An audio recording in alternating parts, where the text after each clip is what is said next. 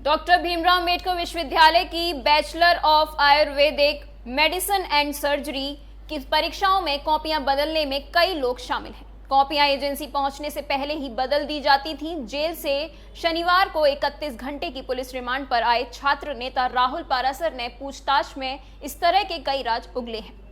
कॉपियां बदलने के मामले में छात्र नेता राहुल पारासर मुख्य आरोपी हैं। वह मथुरा के राया का रहने वाला है।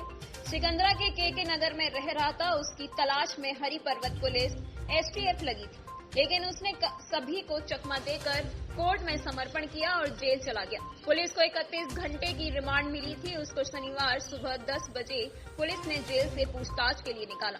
एसएसपी प्रभाकर चौधरी ने बताया कि आरोपी से पूछताछ में कई जानकारी मिली है। उसने कॉपियां बदलने में शामिल कई लोगों के नाम बताए हैं। इनमें विश्वविद्यालय के कर्मचारी से लेकर पूर्व छात्र नेता भी शामिल हैं। जिन लोगों के नाम बताए हैं उनके बारे में पुलिस टीम पड़ताल में लगी है। पुलिस ने बताया कि पूछताछ में राहुल पारासर ने बताया कि वह परीक्षा केंद्रों से उत्तर पुस्तिका लेने वाले टेम्पो चालक देवेंद्र के संपर्क में था। केंद्र से उत्तर पुस्तिका लेने के बाद चालक उसे बंडल दे देता था। बंडल को वह घर ले जाता था। इसके बाद कॉपियां बदलने का काम करता था। पूरे दिन देवेंद्र को जिस दिन यह मामला सामने आया उस दिन भी ये मोती कचरा के चालक से कॉपियों का बंडल लेने पहुंचा था, मगर प्रोफेसर और पुलिस टीम पहुंच गई थी। इससे पहले कई बार उत्तर पुस्तिका बदल चुका था। प्रातः दर्पण न्यूज के लिए आगरा से आदर्श शर्मा की। आगरा पुलिस को आगरा यूनिवर्सिटी से सूचना मिलती है कि वहाँ पे कुछ ऐसे कार्य हो रहे हैं जो कि नियम के विरुद्ध हैं। जो कॉपियाँ ले जाई जाती थी जिस ऑटो में, वो अपने ट्रैक से हट के चल रहा है। वहाँ से ये कहानी 27 अगस्त 2022 को शुरू होती है। आगरा पुलिस उस दिन पहला मुकदमा पंजीकृत करती है और फिर इस पूरे कॉपियों के फेरबदल फर्जीवाड़े के मामले की जांच शुरू करती है।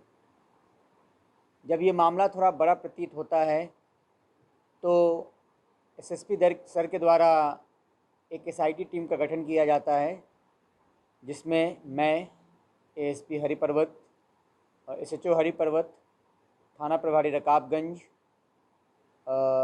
उपनिरीक्षक नीलम, उपनिरीक्षक राजकुमार और उपनिरीक्षक योगेश, ये लोग इस पूरे टीम में हैं।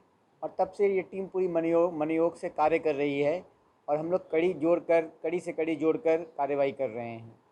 पहले भी इस मुकदमे में 4 लोगों की गिरफ्तारी हो चुकी है। इसमें देवेंद्र जो ऑटो ड्राइवर था, डॉक्टर अतुल जिसके मोबाइल से, देवेंद्र के मोबाइल से सूचना मिली थी कि उन्होंने अपना किसी का कॉपी बदलवाने के लिए उनको ट्रांजैक्शन किया और साथ में उनको मैसेज भी भेजा है। और दुर्गेश और पुनित, 2 लोग जिनके पास से कॉपियाँ बरामद हुई और उनके द्वारा इस घटना में शामिल होने का बात भी कबूला गया, तो गिरफ्तार करके जेल भेजा जा चुका है। पुलिस ने उसके बाद जो सूचना प्राप्त हुई मुखबिरों से और जो पूछताछ में तथ्य सामने आए, उसके आधार पर जो एजेंसी है वहाँ पे कॉपियों की जांच शुरू की और कॉपियों की जांच करने के बाद हमने 2 और मुकदमे लिखवाए थे। एक BA-MS में जो कॉपी बदले गए थे उनके लिए एक अलग से मुकदमा लिखा गया था और जो MBBS में कॉपी बदले गए थे उसके लिए एक अलग से मुकदमा लिखा गया था। उसी में ये टीम आगे जांच करते करते राहुल परासर तक पहुंचती है। राहुल परासर माननीय न्यायालय में सरेंडर करते हैं। उसके बाद उनको रिमांड पे लिया जाता है और उनसे आज पूछताछ की गई। पूछताछ में बहुत से तथ्य खुलकर सामने आए और ये पूरा प्रोसेस स्पष्ट हो पाया।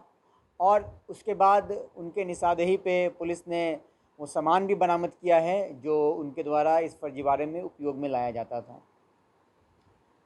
जैसा कि राहुल परासर ने बताया है कि उनका ये गैंग पूरी तरह से कॉपी फर्जीवाड़े का कार्य करता था। उन्होंने 3 कॉलेज को मुख्य रूप से बताया है कि उनका ये गैंग पूरी तरह से कॉपी फर्जीवाड़े का कार्य करता था। उन्होंने 3 कॉलेज को मुख्य रूप से बताया कि 3 कॉलेज के छात्र BA-MS के, जिनका वो मुख्य रूप से कॉपी को बदलने का कार्य करते थे। और उन्होंने साथ में ये भी बताया कि इसके अलावा भी जो कॉलेज हैं उसके कुछ छात्र उनके पास आया करते थे, लेकिन 3 कॉलेज के मुख्य रूप से वो कॉपी बदलने के कार्य में संलिप्त थे। इसके अलावा FH कॉलेज, एक MBBS की कॉलेज है, उसके भी कार्य में वो संलिप्त थे।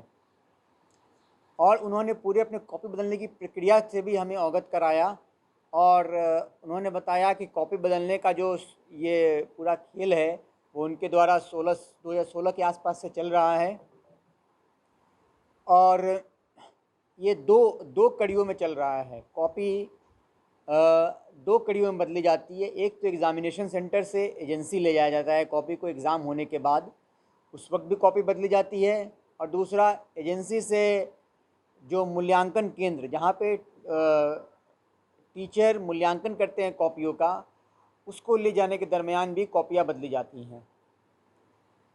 और इन दोनों जगहों पे ज़रूरत के मुताबिक, सुविधा के मुताबिक वो लोग कॉपी बदलने का काम करते हैं।